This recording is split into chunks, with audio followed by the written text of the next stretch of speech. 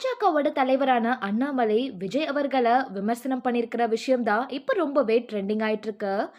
நான் என்ன விஜய் மாதிரி நடிகையோட இடுப்பு கிள்ளியா அரசியல் பண்றேன், ஒர்க் ஃப்ரம் ஹோம் பாலிடிக்ஸ் செய்கிறார் விஜய், 50 வயசுல தான் பாலிடிக்ஸுக்கு வரணும்னு விஜய்க்கு ஞானம் வந்துச்சா அப்படின்னு விஜய கடுமையா தாக்கி பேசியிருக்காரு அண்ணாமலை. நான் என்ன விஜய் மாதிரி உட்கார்ந்து நடிகைகளோட இடுப்ப கிள்ளிக்கிட்டு உட்கார்ந்து டான்ஸ் ஆடிட்டு அங்கிருந்து அறிக்கை கொடுத்துட்டு இருக்கேன்.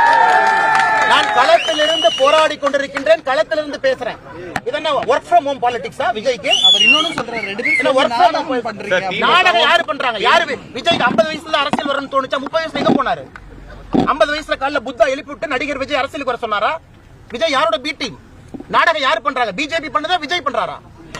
நாடகம் பண்ணுவது விஜய், நாடகம் பண்ணுவது டிவிக்கு. திராவிட முன்னேற்ற கழகத்தினுடைய பி டீம் தான் விஜய்.